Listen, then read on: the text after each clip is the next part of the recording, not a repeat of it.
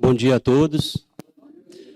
Quero agradecer o convite, parabenizar o Cicobi pelo evento, dentro desse ecossistema de inovação, unindo extensão, crédito, entidades públicas, e, sem dúvida alguma, essa união é o algoritmo dessa mudança. E estar presente no evento com foco no produtor rural, Arthur, nos orgulha muito. Muito obrigado pelo convite. Vou falar sobre o planejamento dos sistemas agropecuários, uma nova visão no uso de bioinsumos. Opa.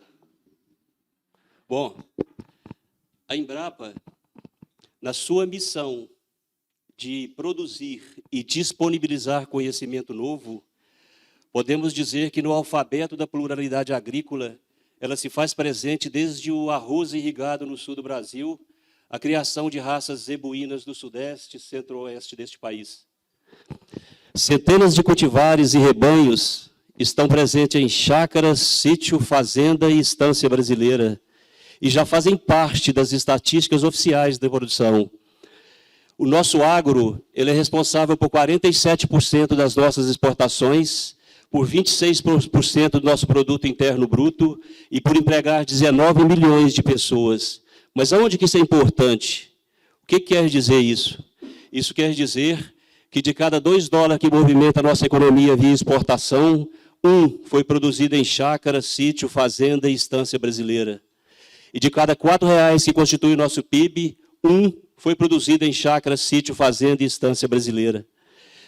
Ainda que o agronegócio já empregue 19 milhões de pessoas, um estudo do BCE trouxe em 2020 que de 2012 a 2019 ele deixou de empregar 1.800.000 pessoas. Isso se deve a diversos processos, dentre eles automação, mecanização e etc. Mas surge, nesse contexto, a bioeconomia, uma ciência do futuro, e que no passado recente, em 2019, ela movimentou no mundo 2 trilhões de euros e empregou 22 milhões de pessoas. As soluções inovadoras da bioeconomia são a catapulta perfeita para transformar práticas agrícolas não sustentáveis em práticas agrícolas sustentáveis, aliando inovação e sustentabilidade para auxiliar na mitigação dos principais desafios globais, citado aqui pelo Leonardo, como crescimento populacional, aumento da população urbana, incremento da classe média, e vou mais além, pode auxiliar na agricultura regenerativa e na descarbonização da economia. Sem dúvida alguma, a sustentabilidade ela será a base da competitividade e ela será atingida com o uso das tecnologias disruptivas. Não é para frente, né? Esse é um trabalho que está alinhado com o plano diretor da Embrapa, que é promover a sustentabilidade e a competitividade da agropecuária regional, incentivar o uso do conhecimento digital para agregar valor aos produtos e explorar novas tendências de consumo. Alinhado com os 3 objetivos da ODS, e se olharmos com mais cuidado os 17 objetivos da ODS, nós podemos notar que a sustentabilidade está no cerne de sua grande maioria. Controle biológico de pragas. Segundo a FAO, as pragas são responsáveis por 42% da perda de produção e 15% desse total acontece com o produto ainda no campo de produção. E por que isso acontece? Muitas vezes isso acontece pelo insucesso no controle da praga. E por que há esse insucesso? Porque muitas vezes a tomada de decisão ela é feita sem um critério específico. E isso tem levado a praga a adquirir resistência às medidas convencionais de controle. Diante disso, houve um interesse do projeto citado pelo Fernando, da agricultura tecnificada como suporte à pecuária leiteira na região de Boité, o interesse dos técnicos do Cicobi da Emater numa alternativa de controle da principal praga do milho e sorgo, a Spodoptera frugiperda. A Spodoptera frugiperda é uma praga que foi identificada pela primeira vez em 1796. E nos últimos anos ela vem tornando a sua agressividade e voracidade devido a 3 fatores. Primeiro, pela eliminação do seu inimigo natural. Segundo, pela resistência adquirida às medidas convencionais de controle. Terceiro, pela expansão da fronteira agrícola. Hoje se planta milho no verão, milho na safrinha e milho irrigado no inverno. Desta forma, livre dos seus inimigos naturais, com disponibilidade de alimento o ano todo e com resistência adquirida às medidas convencionais de controle, ela tem ampla condição de chegar aos campos, fazer a postura nas folhas, com 3 dias, esses ovos eclodem, ela tece uma teia, se dispersa pelo campo e a injúria que ela causa nessas plantas é a redução da área fotossintética das plantas, levando aos prejuízos econômicos. O controle biológico de praga como alternativa de controle para essa praga. Na natureza, foram identificados insetos que, além de não prejudicar as lavouras, alimentam-se quase que exclusivamente de outros insetos pragas, constituindo o que se denomina agentes de controle biológico natural. Portanto, o controle biológico, por definição, é a ação desses insetos benéficos para manter a população de um inseto considerado praga no nível populacional mais baixo do que ocorreria na sua ausência. Em outras palavras, o controle biológico restabelece o balanço da natureza numa base natural, mantendo a população da praga abaixo do nível de dano econômico. Apesar do controle biológico ser muito conhecido no meio científico, ele precisa ser melhor internalizado no meio agrícola. A Embrapa Milho e Sorgo trabalha há mais de 2 décadas com pesquisa voltada para o setor de biofábrica, produzindo a Vespa tricograma para o controle da Spodoptera. E quando você usa o controle biológico com o tricograma, você favorece o controle biológico conservativo, contribuindo na manutenção da entomofauna local. E hoje, para o controle biológico com o uso do tricograma, da Spodoptera, usando a Vespa tricograma, já há bastante avanço nos conhecimentos biológicos da praga. Por exemplo, o uso de armadilha com feromônio sexual sintético para monitorar a presença da praga no campo tem contribuído muito para a eficiência desse controle. E como que isso é feito, o monitoramento? Ele é feito com armadilha tipo delta, com um feromônio sexual sintético, com um piso colante, e quando você captura 3 machos adultos nessa armadilha, por que isso quer dizer? Que as fêmeas já chegaram ao campo, fizeram as posturas nas folhas. Como esses ovos eclodem em 3 dias, se você trabalhar com parasitoide de ovos, como o tricograma, quando você o libera no campo, ele busca o ovo dessa praga e ovoposita no ovo dessa praga. Você tem 3 dias para isso. Portanto, para se usar uma tecnologia, é preciso de planejamento. E aqui, na Fazenda São Simão de Baixo, onde participou, nós fizemos uma estratégia de conexão para monitoramento e identificar a eficiência da tecnologia. Nós fizemos um grupo com capacitação online com os produtores, os consultores, os técnicos da Emater e do Sicob, a biofábrica e a pesquisa. O objetivo dessa conexão era diminuir o tempo entre a identificação da praga no campo e a liberação do agente, que nós só temos 3 dias para isso. O produtor monitorava a praga ao campo, fotografava essas armadilhas e disponibilizava no grupo. A capacitação era feita online e a biofábrica se preparava para entregar o agente. Com isso, nós instalamos 5 unidades de demonstração na região, num raio de 25 quilômetros uma da outra. Uma delas foi a Fazenda São Simão de Baixo, com os técnicos da Emater, uma em Paineiras, acompanhada pelo técnico Giovanni Chaves, a Fazenda Conceição Aparecida Gomes, Fazenda São Simão de Baixo, acompanhada pelo Fernando, e a de Quartel-Geral, acompanhada pela Débora Brito. Como é que eu volto? Essas são as imagens do piso, o produtor monitorava, compartilhava as imagens no grupo, para auxiliar na capacitação e na tomada de decisão. Aqui mostra a eficiência da tecnologia em função do compartilhamento dos dados. A Fazenda São Simão de Baixo, a primeira, compartilhou 412 informações. Obtivemos lá 97,85% de eficiência da tecnologia.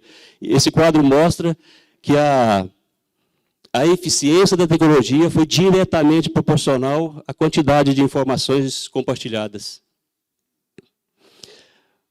A eficiência da tabela pode se retratar nesse campo. Esse foi um dia que a gente foi para fazer a amostragem e medir a eficiência da tecnologia. Essa em mais 3 partes do campo. Essa amostragem foi feita em 5 partes do campo.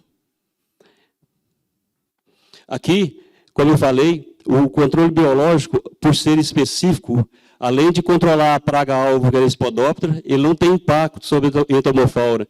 Nesse ano de 2019, houve um ataque intenso de pulgão. E aqui, a manutenção dos insetos benéficos, por exemplo, a quantidade de joaninha predando pulgão, manteve a população da praga secundária, o pulgão, abaixo do nível de dano econômico. As unidades com controle biológico produziram em torno de entre 28 e 35 toneladas por hectare. E ainda contribuiu para a manutenção da entomofauna local. Aqui, um na fase vegetativa e outro já quase na fase de ensilagem. Esse é o dia da ensilagem e a equipe que participou do trabalho nas 5 unidades de demonstração. E aqui, como mostrou o colega Fernando, além da eficiência da tecnologia, além da manutenção de propiciar o controle biológico conservativo, a tecnologia contribui para a produção também, em um sistema integrado para a produção de uma silagem de qualidade.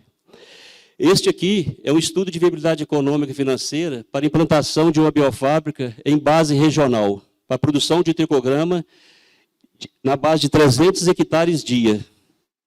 Esse é um trabalho que a gente faz de inteligência competitiva no sentido de antecipar soluções.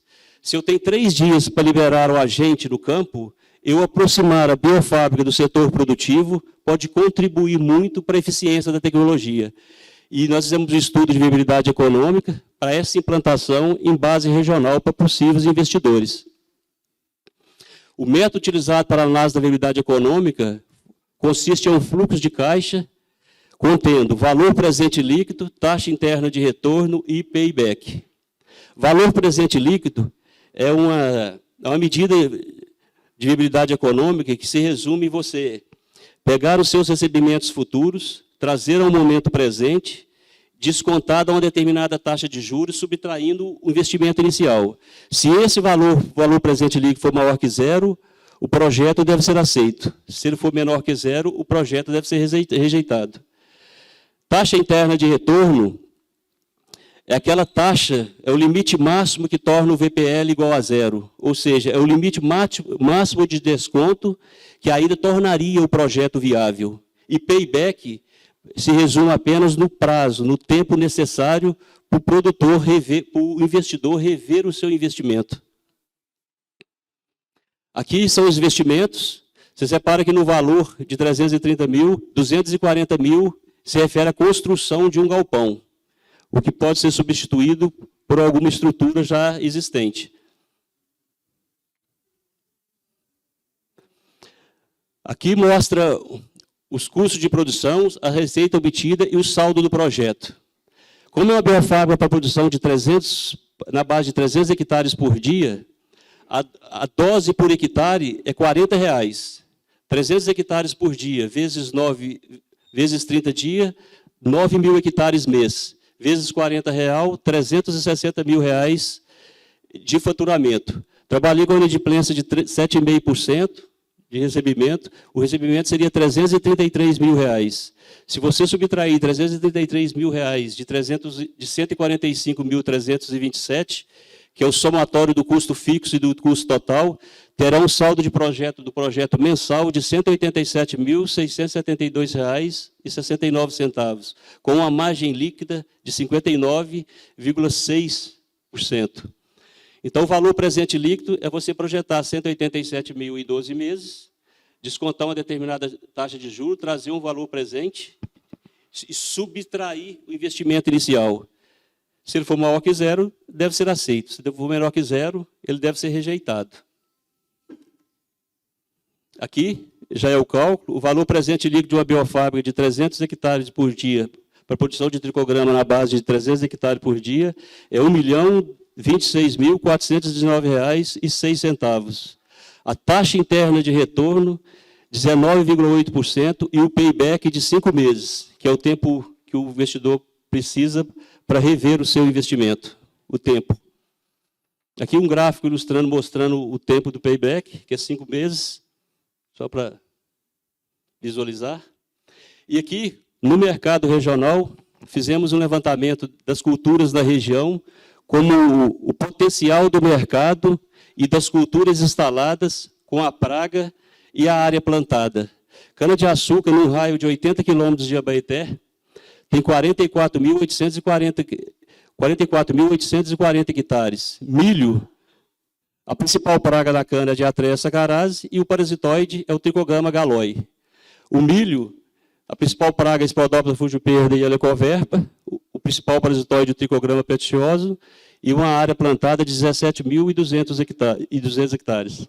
Sorgo, 1.380 hectares, com a mesma praga, e a soja em crescimento, com 21.120 hectares. Esse é o potencial para a região, para uma biofábrica de 300 na base de 300 hectares por dia. Além de tudo isso, além de uma rentabilidade como investidor, além da eficiência da tecnologia, além da conservação da entomofauna e de insetos benéficos, a tecnologia traz impactos econômicos, tecnológicos, social e ambiental. Como impacto econômico, insere o produtor no cenário econômico mercantil, com oportunidade de acesso a novos mercados. Como impacto tecnológico, otimização e maior eficiência dos métodos de controle. Como impacto social, alimento seguro, segurança alimentar, biosseguridade, dentre outros. Impacto ambiental, reduz a periculosidade ambiental, promove o uso sustentável dos recursos terrestres. Além de tudo isso, eu mostro essa imagem da fazenda de São Simão de Baixo, da Conceição Aparecida Gomes, porque hoje, vamos dizer, além do controle biológico, da eficiência, da preservação da entomofauna, além de produção de silagem de qualidade, esta era uma área que estava sendo aproveitada na propriedade, mas com baixa produtividade. Depois da integração lavoura-pecuária, um consórcio de milho e braquiária, esta é uma área de pastejo com alta produtividade. Por que eu digo isso? Porque hoje a rentabilidade de uma propriedade ela é diretamente proporcional à quantidade de conhecimento aplicado por hectare. Como mostrou bem o Fernando, nessa área foi feito manejo e conservação de solos, barraginha, integração lavoura-pecuária e o controle biológico de praga. Uma integração de tecnologias que pode contribuir, dentre tudo isso, para a agricultura regenerativa e para a descarbonização da economia. Trabalho que, como ele mostrou, levou a Conceição a outras fronteiras mais. O que isso mostra? Que nós precisamos desmistificar a crença de que a agricultura familiar produz apenas uma agricultura de subsistência e trabalhar em modelos de negócio, em transferência de tecnologia que possam contribuir para maximizar a inserção desses empresários rurais no cenário econômico mercantil.